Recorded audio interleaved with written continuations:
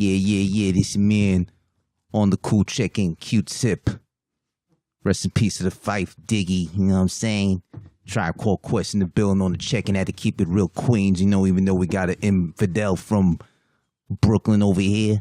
Hefe on the check-in. Still, it's a mighty healthy podcast thing.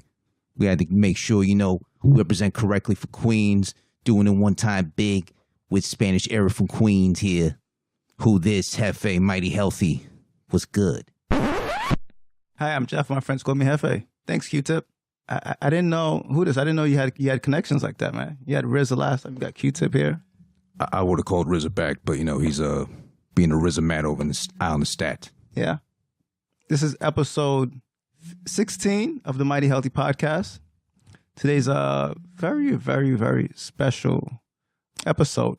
We have Spanish Eric from Queens here. We're going to be discussing Free Air, his new project. Before we get into that, how you doing with this? I'm good. Great to have a guest, especially from Queens, if I must emphasize, of course, the point being made right here. Does Queens still get the money? Well, ask Trump. He's in the house that's white. So Queens still gets the money because Queens is in the White House. All right. Like Uncle Russell said, Queens runs you niggas. I don't think that's the in case. the free world. I don't think that's the case. As far as I know, Russell's out of the United States, so... No, if you're going to do Russell, you have to do it right. Like, I'm out the country, my nigga. Okay. All right. That's how he talks. I'll take that. All right. Now, let's get started. So, we're emphasizing we're playing no games here. I just inserted the coin. Get things started. Press start button. You got to, stop doing that whole French Montana thing, man. Seriously. Because, he said he's not the plug, he's the outlet. I'm here all week. So, Free Air is the new project by Spanish Eric from Queens. We have him in the house. We're going to be talking about that. Do I address you as Seth, or do I say Eric, SEFQ. or do I say SEFQ? Well, first of all, thank you for having me. Appreciate it, man. Excited to be here. SEFQ.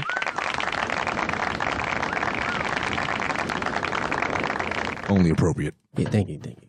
Yeah, people call me Seth, which I hate. Man, whatever's comfortable, man. Like I say on Yuka, you can call me Self, Spanish Eric, Jack Spano, SEFQ, Hat Madlow. So, whatever works, man. Whatever's comfortable. I'm going to stick with SEFQ. I know it's a little more complex versus my last stage name, so I can understand it being a little uncomfortable to roll off the tongue. We gonna make it happen. The branding is starting to stick, so. Well, why did you decide to, switch up the brand and go with Spanish Eric from Queens? I had to walk away from my previous stage name and the entire situation. I was trying to keep it afloat, trying to keep it above water alone, and it was nearly impossible to continue moving at the same pace that I was originally moving with, or moving at with the team, the machine I had behind me. Okay. So once all of that started to fizzle away, I just really had to just be realistic with myself, step away from it, take care of responsibilities, take care of my personal life, get myself together, not only financially, but spiritually. You know what I'm saying? I had to circle back, reset my whole just view of things. Yeah, and then it was me starting over. Okay. You know what I'm saying? The Spanish Eric from Queens is like, how can I say this? Equivalent of John Doe. It's a zero. You know what I'm saying? It's starting back at zero, starting all the way back up. Spanish Eric from Queens could be anyone, but at the same time, it's only one. And that's where the acronym SEFQ comes from. Originally, what it really means is self-enlightened frequency. The wave I'm on right now is important information should always be shared. Shouldn't be kept to yourself. And also, networking should be endless. So a lot of times we hold back information, or we hold back networks that could potentially help another person. And we're afraid to do that because we're afraid to be surpassed. Yeah. Right? So that's the wave I'm on. Self-enlightened frequency is someone who absorbs all information and shares it. And that's what I'm on right now. And how are you sharing this information? It could be through social media. It could be through conversation, via text. Yeah. I may randomly hit one out via text like, yo, ... Yeah. and it'll be random as hell, but you know what I'm saying? I may just feel like you the one who needs to hear it. A lot of times it is, though. A lot of times I'm pretty right on. Like, they'll hit me back like, yo, I needed to hear that. That's crazy. So that's just what I'm on right now, man. Yeah, so he said spiritually, you're in a different place. Is it like, are you doing yoga? Are you meditating more? What exactly, where are you? What do you mean, like, I do yoga sometimes. Not often, though, but I do meditate. Okay. And just to be clear, like, meditation isn't, we picture someone sitting in the middle of a room on a yoga mat in a fetal position, right? Yeah. But not necessarily, man. Yeah, like, sometimes I sit on a mailbox somewhere in the middle of the city and I meditate on it. You know what I'm saying? There's levels to it, you know what I'm saying? Yeah. If you really like, if you do it, you understand what I'm talking about, but you can do it with your eyes open in a hectic environment. And that's actually, you know, that's pretty advanced if you're able to do that. If you're able to meditate in a loud, hectic environment with your eyes open and really just focus on breathing and nothing else. That's a whole nother level of it. So that's what I'm on. So you're not hitting that downward doggy at all? No. No, not often, Okay. man. Not often. Not sprawl that. Okay. That's cool. Just making sure. But that is very powerful. I mean, you do get to a level where you're able to observe everything that's around you, and you're not necessarily participating. You're not participating, right? Or you're not judging. You don't have an opinion on it. You're just letting it be. Yeah. Let's get into the album. Free Air. It's something that you can't buy, but you need. Right. Everything else, you know, you can sell water. At this point, we can't sell air. Why did you decide to name your project Free Air, and what's the greater story behind that? So take you to the beginning. During the summertime, for a couple of years now, there were days when I would ride my bike to work. It'd be like a 15-mile ride, coming and going. A lot of times I would, you know, be at bike shops, whether it be to fix something on the bike or fill my tires. And there's a number of bike shops that have free air outside of the shop. They'll have like a free air pump. And then one day I was just, you know, filling up my tires. I looked at it, I was like, yo, that's ill. Cause, you know, there's also places that charge you $0.25 or $1. So I was like, yo, that's ill. And it stuck with me. And then I started recording again. I got back in the studio and I just kept that like in a safe in the back of my head. And then finally I was like, yo, that's what that is. Somewhere like halfway through the project, I was like, yo, I'm gonna call it Free Air. Cause I was originally gonna call it something else. I don't wanna put it out there cause I might still use it. And it had to do with like cycling and wheels and stuff like that. And I just felt like Free Air made more sense for my first time back out, the music, the content, and the fact that it was a free project. Yeah. You know what I'm saying? I'm not selling it. It's not on Spotify. It was on Bandcamp. It got flagged though. We can talk about that in a minute. It's on Audio Mac, full project, and SoundCloud has about 80% of the project. A couple joints got flagged on there. But the entire project is on Audio Mac right now. That's the number one streaming service I'm using right now for Free Air.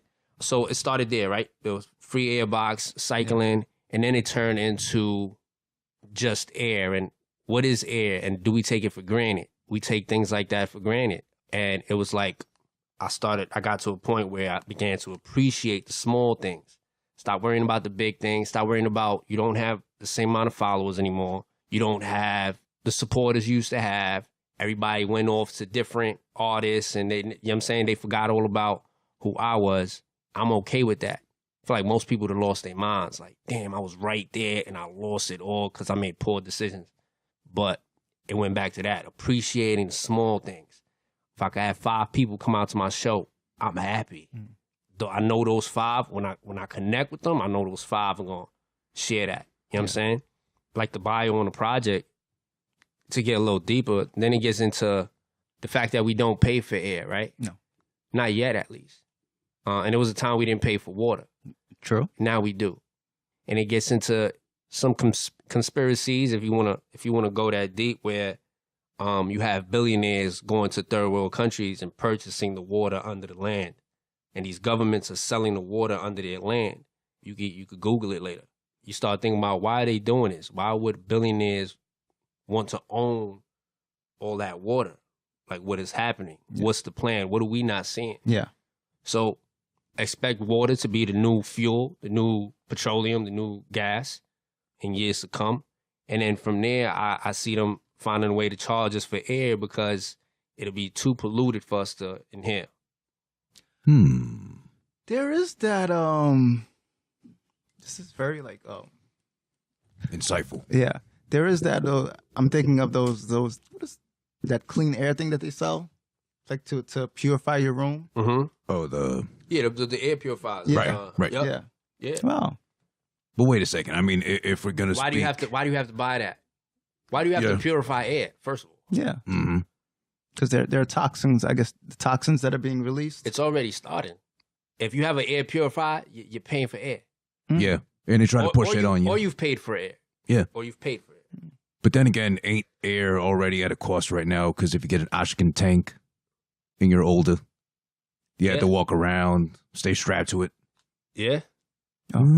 Baby steps, huh? But let's go back to the music. You had it on Bandcamp, Yeah, I had it on Bandcamp. and you have about 80% on SoundCloud. Yeah. Why was it being flagged? So just to be clear, man, starting all over again, a lot of times is very difficult. First of all, starting over is extremely difficult when you lose all your networks, Yeah. right? So it was difficult for me to find a producer that was willing to just work with me off the strength of talent. Yeah. A lot of times we want to work with each other because we see the talent, we see the potential.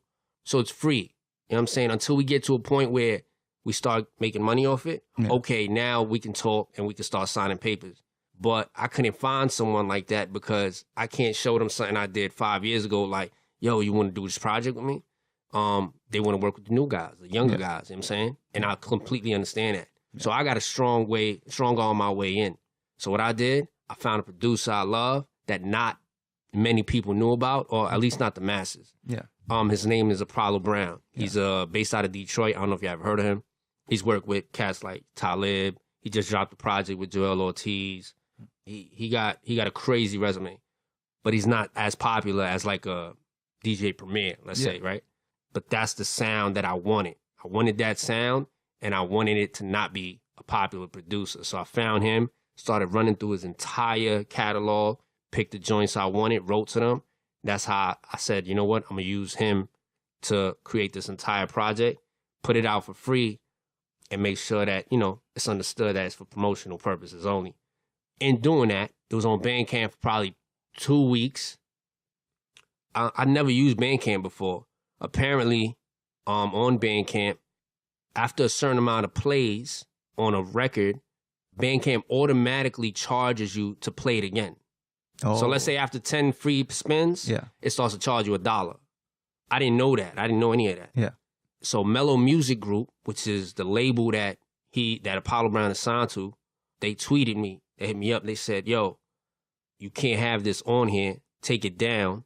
What you could do, though, is put it up on SoundCloud and get those streams. Yeah. So the fact that they hit me up on that level, I was like, wow, so this means that, does this mean that they listened to it? They must have heard it. Yes. Which is like, that would be a dream for me if they actually heard it. You know what I'm saying? And then I tweeted him back like, yo, I'm not trying to disrespect any way. I'm a fan of a dude. At the end of the day, they wasn't playing, man. They took that shit down. They said, nope. I woke up one morning, I was like, oh my God. So I had to move on to, somebody put me on an Audio Mac. Yeah. So I moved on to them, and so far I'm good on there. I haven't got flagged off anything, but again, man, this is this project needs to be heard. I hope that it can just stay up there to, you know, on the small platforms that it's on, or the couple platforms that it's on, so people can actually hear it, man, because I think it's very important. So I'm guessing they heard the project, but you haven't like connected with Apollo yet. I didn't, man. If anybody knows Apollo, has an email of a friend, whatever, I'll even go out there, man. Yeah. Go meet him in person, wherever he's at, to really talk to him about it. But I want to make sure that he understands and his team understands that it was all love. It's no disrespect at all. He actually inspired the words. Yeah. You know what I'm saying? His production inspired the words. I want to make that very clear. So yeah, so shout out to Apollo, man. Hopefully, you know, one day we can link up. If we ever do, man, that's probably free air too. Yeah. That would be crazy. So what's up, Hootis? What did you think of the album?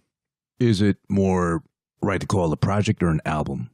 Because it did feel Call it a project because it was short. Yeah, because it's shorter than most albums, and also an album feels like it's all original material, and an album feels like it should be sold.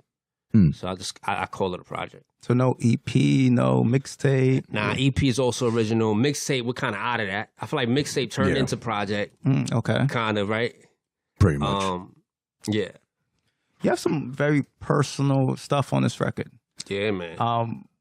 Why did you feel the need to put yourself out there like that, especially in this day and age where things are so sensitive? You put a lot of yourself into this project.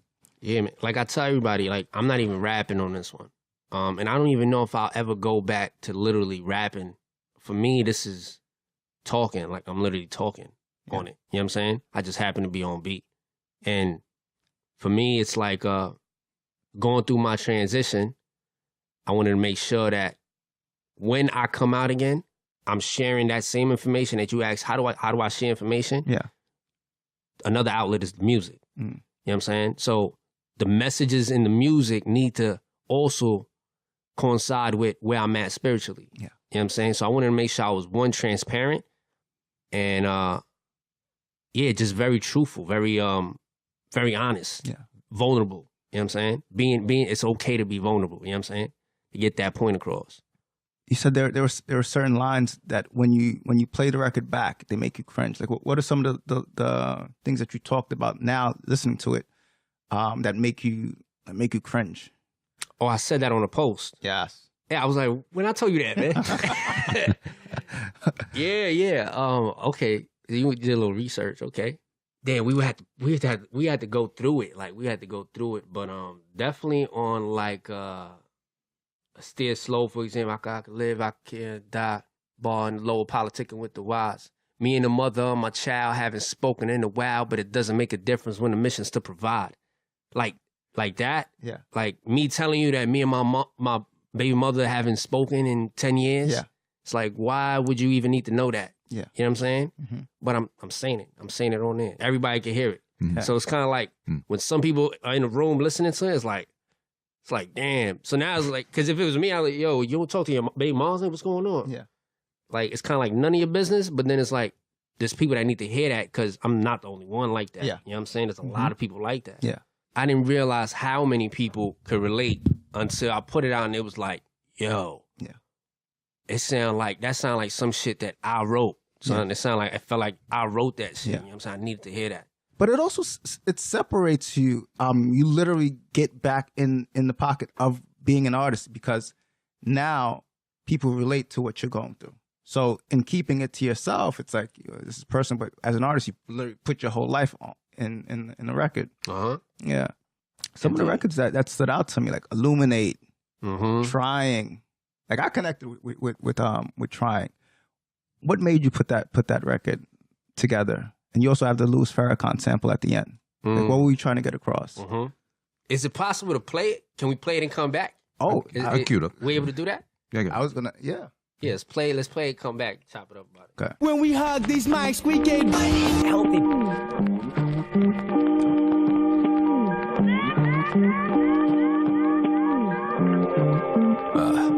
They ask me how I'm doing, I respond, I'm improving. I just finished moving out of everything I've known. Tryna find my grooving, tryna find my song. Feels like I just finished losing everything I own. Although it wasn't much, it was everything I own. I'm so out of touch, they can't get me on the phone. But what is it to speak on? Take me off a speaker. I need a vacation till I eat la bonita. I'm stressing on the low, I don't let it show. Mind of a Scorpio can never let it go. The heart of a Scorpio's like nothing ever felt. His pride's on a high, so he'll never ask for help. Hitting up my father, trying to get $1. Hitting up my mother, trying to get another.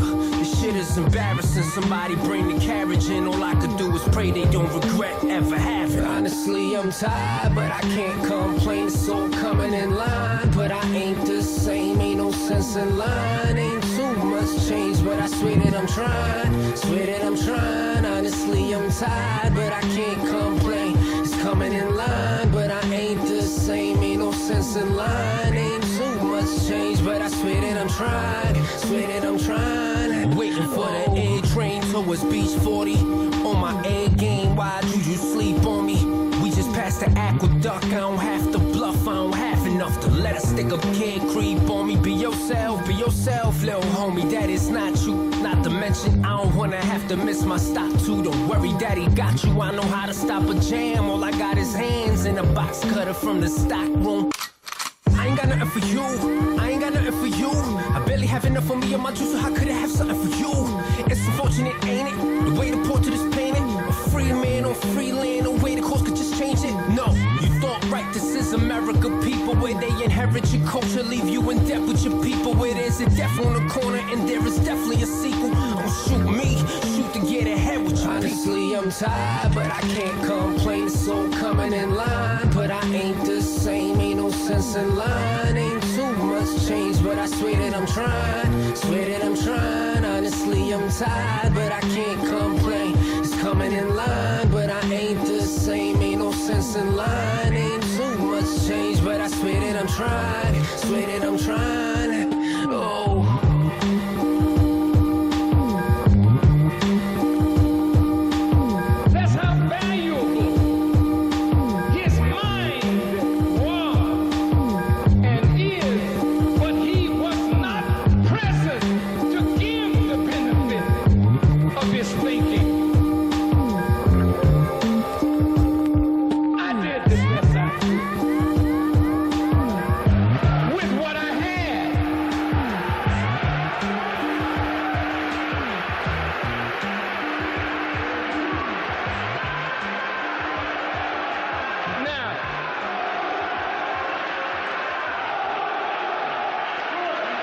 Here's a question.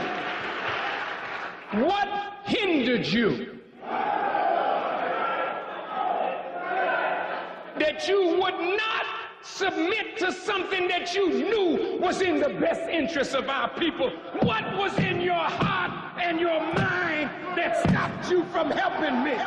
When we hug these mics, we get healthy. You're listening to the Mighty Healthy Podcast. Hi, I'm Jeff. My friends call me Jefe. Who this? We have Spanish Eric from Queens. Yes, sir. Spanish Eric from Queens by default, self-enlightened frequency by everything else. We just heard Trying. Whoa, sorry. That's a private playlist there, boy. Whoops. Like, you got Britney Spears on there too. Pink. What's wrong with Britney? Nothing. No judgment here. 1999 Britney, though. Okay. Throwback. We just heard Trying. It's my favorite record on the project. What do you like about it? Well, for me, on a personal level, I mean, there are certain things that you've spoken about on that record that I feel that, you know, that I went through as well. I like the inner turmoil on the second verse. Talking about packing box cutter, conflicted whether you want to do it or not. If you feel like you had to, obligated, but you didn't want to miss your stop. Point being, yeah, a lot of this. Just about everything on there is double entendres. Like, for example, they ask me how I'm doing, I respond, I'm improving. Mm-hmm. I got that from my old head at some show I was at. So actually, someone I was with asked the person, "Hey, how you been?" And his response was improving. And I found that interesting. That stuck with me. I was like, you know what? I need to say that every time, and then I need to do it. I'm the kind of person that I kind of like, I need to speak on it. Mm-hmm. Because I want to do everything I can to keep my word. So if I'm telling you I'm improving, now I need to go do it because I just told you I'm improving. You know what I'm saying? I'm that kind of person. So I started saying that. Like, it was like, yo, what up? Where you been at? Improving. So they ask me how I'm doing. I respond, I'm improving. I just finished moving out of everything I've known. Trying to find my grooving, trying to find my zone feels like I just finished losing everything I own. So what does that mean? That's me moving out of Eric Sosa, moving into SEFQ. And then it's also moving out of my home because I was no longer living with my parents. You know, they're living their life. So now it's me. I got to stand on my own too now. Like they did their job. They did the best they could. Now I need to man up and take care of myself. So there's double entendres throughout the entire project and especially that song.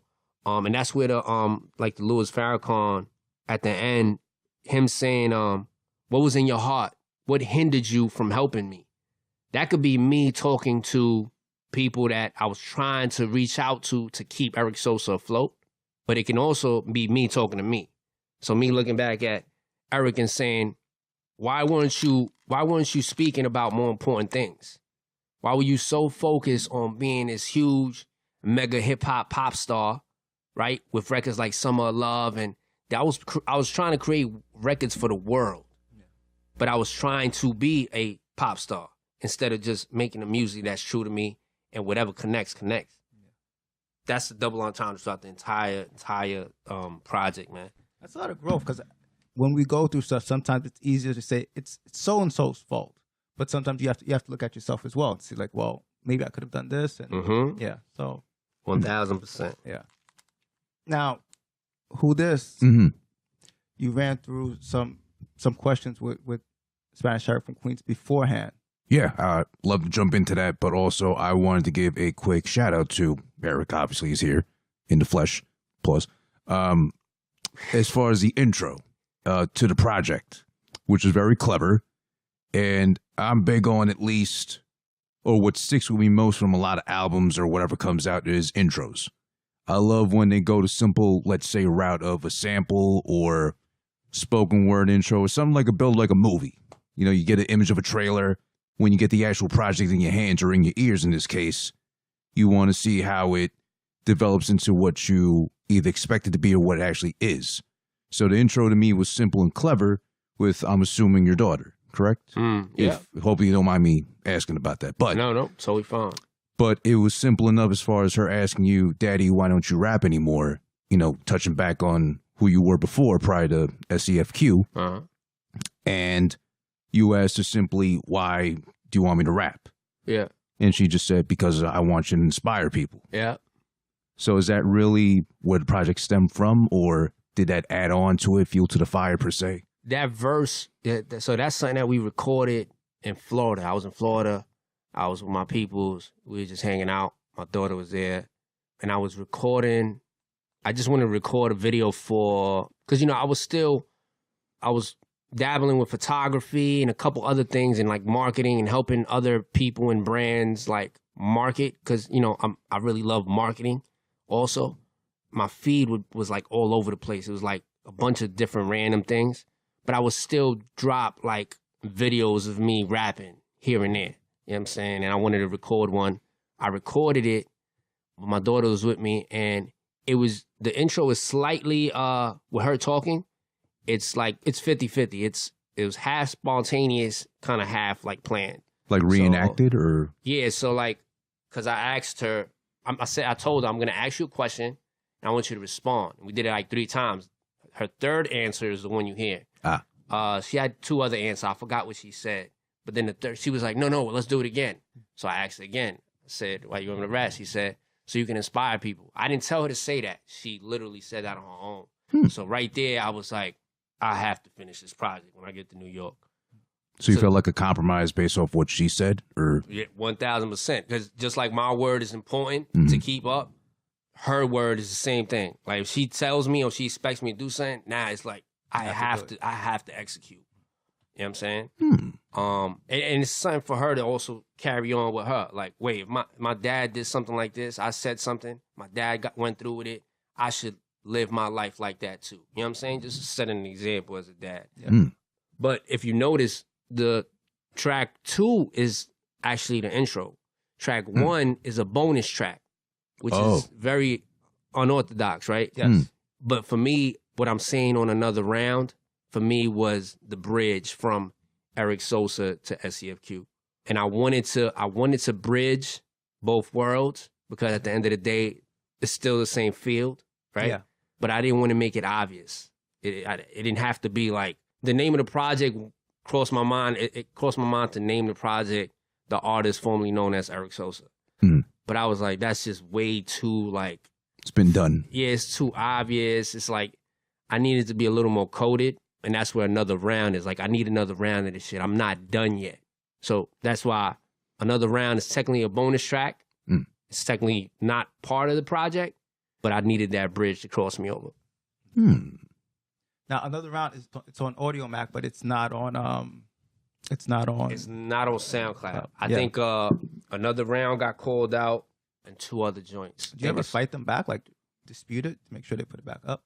I didn't. What I was thinking of doing was screenshotting Mellow Music, telling me, yo, you can put it on SoundCloud. Yeah. Like, and seeing if that would work. Like, if that's validation enough for them to put the songs through. You know what I'm saying? Yeah. I think I'm gonna have to do that. Yeah. See if it works. Yeah, dispute it. I want to talk about Illuminate. You want to play the record and then Yep. come back? Let's do it, man. Appreciate y'all for having me. Mighty Healthy Podcast. Hi, I'm Jeff. My friends call me Hefe. Who this? When we hug these mics, we get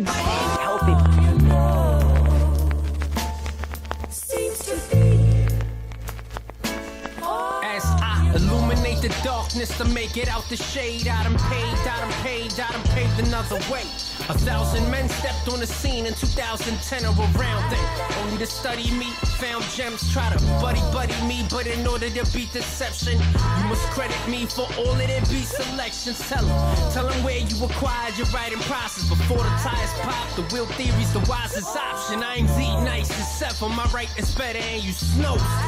From the coldest polar to the nicest weather, I'm from a city where it fluctuates and everybody fucking hates. But I'm seasoned for all seasons, so from now on, call me 4 seasons for no reason. Bench press all features, all strength, no weakness. Carpool, drive by, harpoon into the heart of heart. That's how you line a nigga up before the barber start.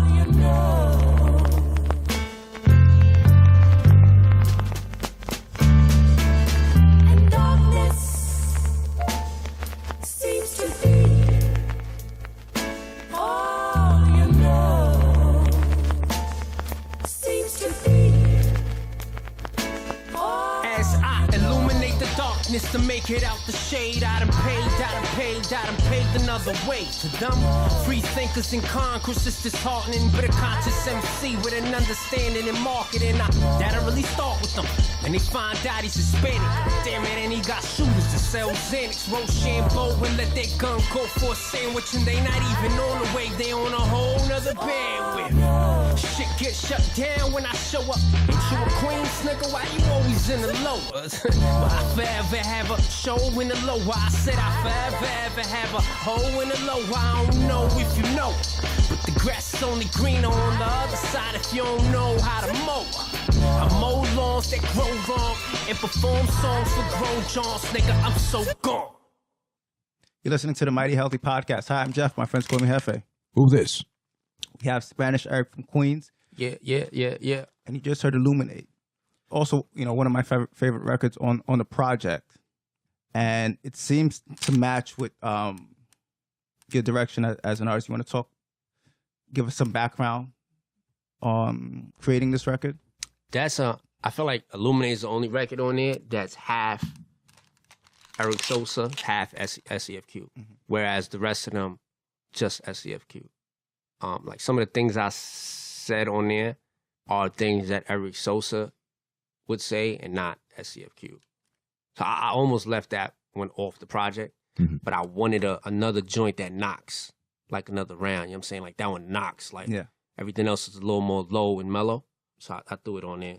But Illuminate is just, the concept came from, you know, just like conspiracy theories and illuminating and enhancing, opening that third eye, thinking outside the box, seeing the bigger picture, just those kind of things. That's where that sample took me. And then I just, you know, I felt like I needed to violate lyrically, so.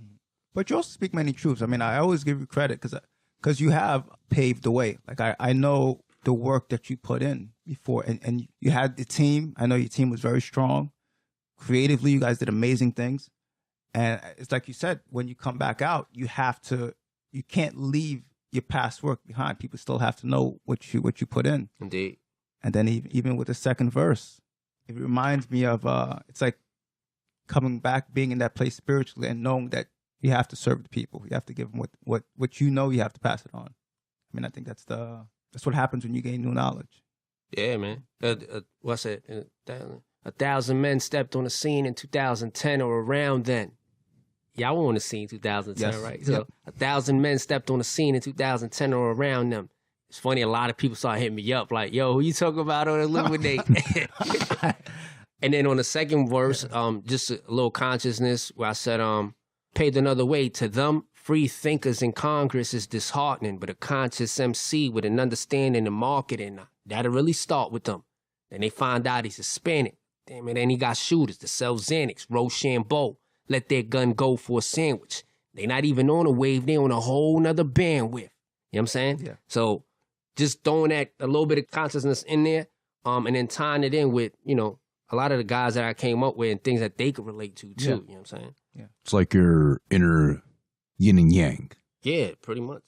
Pretty much. And also, just to feed off of that too, at least on this record, that was more proof to me of you, flow-wise at least. You kind of took it back to Eric Sosa as far as like really trying to hit the bars, emphasize the lines and all that too, which stood out compared to the rest of the project where you, like you said, you were more SEFQ, laid back. I just happened to be rapping and rhyming in convo while I give you everything I'm presenting right here in front of you. Yeah, definitely. I still, you know, at the end of the day, I have to at least let them see that I can spar. You know what I'm saying? You got the hands. Yeah, I got to let them see that I can spar because, you know what I mean? If someone want to play, we could play. I mean, judging by your hands, pause. You know, you look like you got some mitts on you. You got the ham hocks on you. But you know what I'm saying? Because at the end of the day, what is it? A sport? This is similar to boxing, man. Yeah. You know what I'm saying? There's going to be somebody that's going to jump out the window and think that they can play with you lyrically. At the end of the day, I still got to, you know, let them know that I still spar very well. You know what I'm saying? If someone want to play like that. But do you feel that going back in 2010 that you, I guess, having to start over, that people just stepped into your lane and you started taking credit for some of the things that you created? Yeah, man. Believe me, son. As I scroll up and down them timelines, man, I'm looking at like, I did that. But at the end of the day, I wasn't gonna let those things make me bitter. The last thing I want to do is be the old head that's bitter and hates on the young guys, and you know what I'm saying? That's the last thing I want to do. But yeah, there's a few things that I've seen, and I'm like, wow, that's crazy. They took that from me. They took that from me. Yeah. From what I can remember, man, I was one of the first to, I looked at Eric Sosa as not just an artist, but as a brand. Yes. And I think everybody got the point of that with all the merch we created. Everything from keychains to baby clothes. Yeah. You had baby clothes? We had everything, man. We had everything. I don't know if you remember, I still but got some of my buttons. Yeah. I still got the button too, yeah. We made a lot of shit, man, that was just like, I want to brand this. I want to make it like a McDonald's. Make it like a, you know what I'm saying, an Apple. So branding was just very important to me, man. Yeah. But now you're doing work with New Balance. So you're still applying the talent that you had in marketing and you're doing it for New Balance. You want to tell us a bit about that? Yeah, so I'm a VM at the flagship in Flatiron. Okay. And also the social media manager. Okay. I don't know if you've seen we put out a little homemade commercial for the Flatiron location. And I kind of obviously strong-armed that situation, put my song on it, had to. Why would I put anybody else's song on there? Exactly.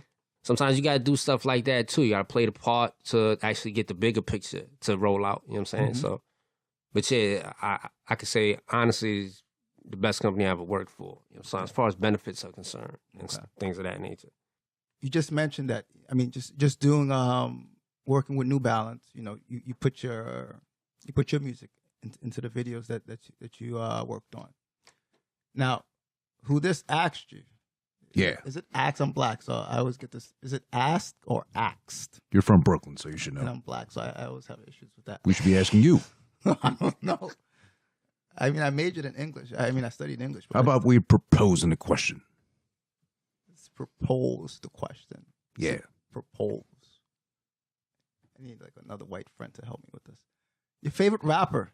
You said growing up, your favorite rapper was Big L. Yeah, man. But is Big L still your favorite rapper? Most certainly. Well, he did say growing up, dummy, so he grew up. Most certainly. Like Big L's Big L's been my favorite rapper. Big L to me Big L's the greatest of all time. Like lyrically. Yeah. And I say that because a lot of people does that mean that doesn't necessarily mean that artists that came after him aren't better than him. But what it means is that the ones that are better than him are better because they studied him. That's crazy, man. Yeah. Well, I got the bootlegs. I'll be You honest. do got the bootleg, but Yeah, but I saw the case. I was like, damn, I haven't seen that. I tried to in a play it off by the while. angle. I tried to deflect. It did look 3-dimensional for a minute. Lesser times, you know. No, yeah, man. He was very, very skillful. He understood, like, see, I started studying the science of ramen. Wow. Yeah, I know. He just pulled out ramen noodles out there. That's crazy right there. Still intact. That's crazy, man. Salute, man. It's memorabilia. I appreciate that, man. That's crazy. I pulled out my noodle. Yeah, so. Right. Word, clap that up. I've studied the art of ramen, the science behind it. It's not, I don't just do this for fun. Like, you know, you say you put 40,000 hours into something, you become a master at it. Like, that's where I'm at with it. Just like rhymes inside of words, mirror image, shadow boxing, suicide syllables, like things like that. Yeah. Unless, like, whoever knows, know. One of them things, like, if you know what I'm talking about. Yes. Like, I study that. Cats like Talib know what I'm talking about. Yeah. Nas knows what I'm talking about. Common knows what I'm talking about. Fonte, Black Thought. These cats are from the science of this. That's where I'm at with it. You know what I'm saying? Yeah.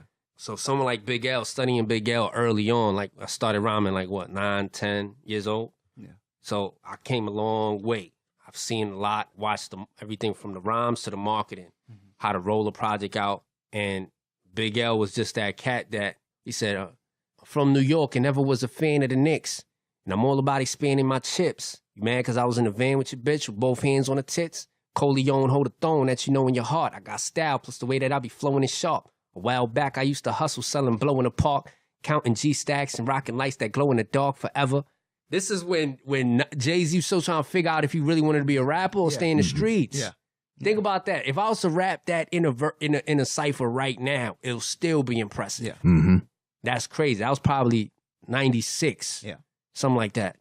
Just the fact that you could take, and there's no disrespect to the Cool G raps, but something about the way L flowed, it was futuristic. Like, you can still do it now. Whereas these other, like the older heads, if they rap now, you could tell that flow is dated. And once again, no disrespect to them, you know, they paved the way, but you could tell when a flow is dated, and then you could tell when it's like something was futuristic, because I could still hear that now and it still sounds fresh. You know what I'm saying? Mm-hmm. That's what L had. And that's why, to me, he's the greatest.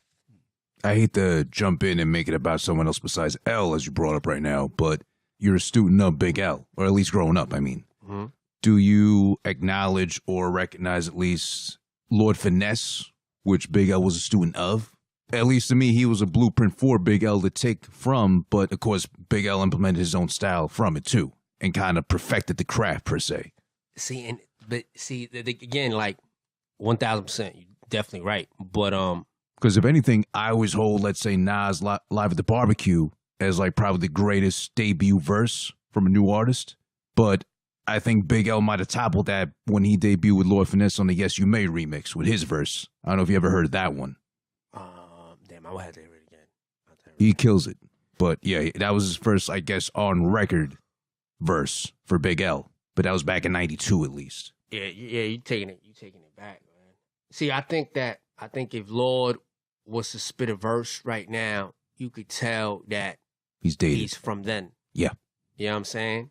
And something just the way L put it together, it might have just been his delivery, his cadence, I don't know. But I know that if L was to jump on the mic, if he was to change his name, right? May rest in peace. If he was here and he was to change his name, just act like a brand new artist, go on a podcast, right? Mm-hmm. Doesn't announce himself as L, and he was to freestyle, it would go viral. Yeah. 1,000%. Like, yo, who's this new cat? You know what I mean? And that actually would be a dope idea for old heads to do. Like, do podcasts, change their name, don't announce themselves, and just rap and see what kind of response they get. Yeah. Like, yo, who is this new cat? You know what I'm saying? Yeah. Like, that would be interesting. I see what you're saying about Big L. And I mean, this is probably going at seeing it from a different level, but maybe his delivery, the way he spit and the music that he put out, it's possible that he already knew he had a short amount of time to put out the music, and he had to deliver something that was going to last the test of time. Yeah, man. And he figured out how to.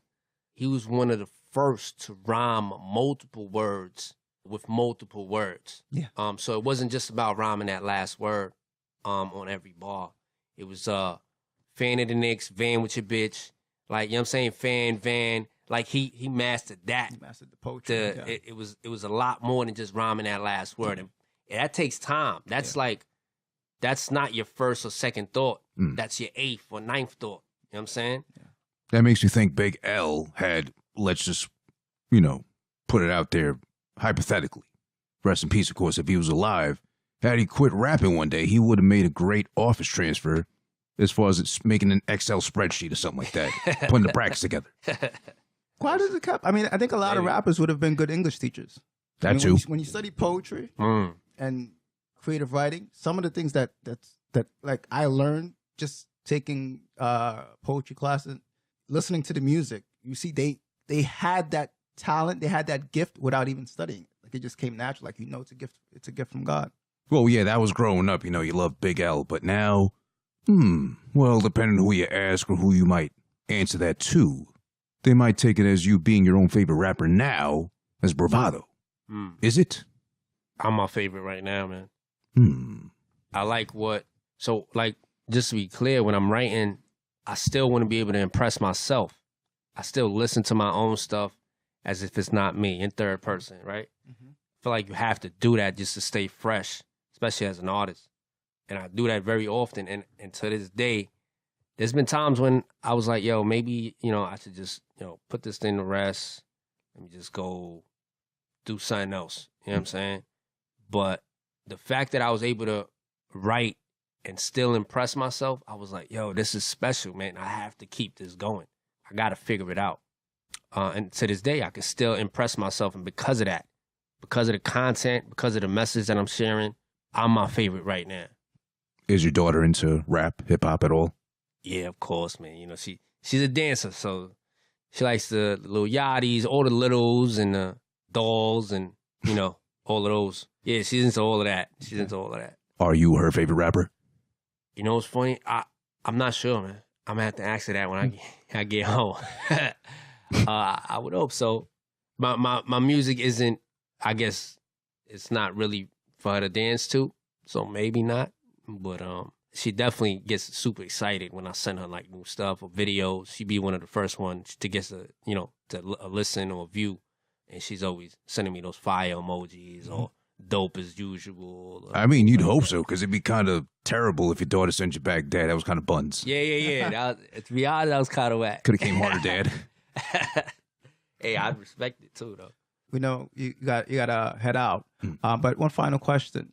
Did you accomplish what you wanted with Free Air? Is there anything that you feel that you could have done differently? Oh, yeah, man. The vision I had for it was colossal. But, again, I'm limited on the fact that it's not all original material. I'm limited in a few spaces. Financially, I'm limited. I had a colossal plan for it, though. Like, I'm talking about, it was going to be a thing where I give you an example. So because it involves cycling, bicycles, and all of this, I was going to put out cards, like these little cards that have passwords on them, different bike shops throughout New York. And in order to get a certain song, you had to go visit a certain bike shop. The password would be on there. You unlock the song. Like, I was going to do shit like that. Yeah. Like, it was going to be like a hunt. And I just had so many ideas, man. But at the end of the day, I had to keep it simple. I had to kind of like consolidate, keep it simple, keep it straight to the music. There's still a lot of things that need to be rolled out. I'm working on a video now for Trying. So that'll be out soon. And then I'm working on a lot of features and setting up shows and stuff like that. So I'm out here, man. I'm out here. Thank you for coming in. Thank you for having me, man. I love the project, love the records. Glad that you're making music again. Invite us to the shows when you have them. Please. Yeah. We'll do. Yeah. Any final thoughts to this? Funny enough, as you mentioned now, Free Air being the project that it is, and again, thank you again, on our behalf for coming through. If you pick up on this, I don't know how you feel about this, but funny enough, as I referenced the old project you had, which I kept as a memento. I appreciate the artist and the music and the craft. Mm-hmm. Maybe a month or so ago, just oddly enough, it just came to my mind randomly. I don't know why. I was maybe eating ramen noodles, and I thought, hey, where's Eric Sosa at? Not knowing you were SEFQ at this point. Because I remember playing some of your records. I was a fan of, again, forgive me for referencing it, but Paper Tall. It just kind of stuck with me. Could have been bigger had it been promoted on a bigger scale. Cool record. I just thought randomly one day came to my head, hey, I wonder what he's up to, if he's doing anything. How long ago was that? Maybe like a month, give or take a month or two ago, something like that. Like before the project? Like yeah, but before the project and before we got in touch. That's interesting. It was just kind of out there. And I always recall, too, a friend of mine from high school, I kind of just thought about him randomly one day. He just came to mind. And then next thing I know, within a month or two, like, he just hit me up randomly on Facebook out of nowhere, like from the dead, pretty much. And we started linking, and, we've been in touch ever since. Yeah. So just kind of the vibes out there. Yeah, man. Hey, I appreciate it, man. That's that frequency, man. Yeah. That's right. Spanish Eric from Queens by default. Self-enlightened frequency by everything else. Hit me up on Instagram, Twitter, Spanish Eric, Instagram, Spanish Eric from Queens, Spanish Eric from Queens, all over the place. Holla at me, man. Got a lot of new stuff coming out. Project is on Audio Mac. It's on SoundCloud. Tune in. You're listening to the Mighty Healthy Podcast. Hi, I'm Jeff. My friends call me Hefe. Who this? When we hug these mics, we get Healthy.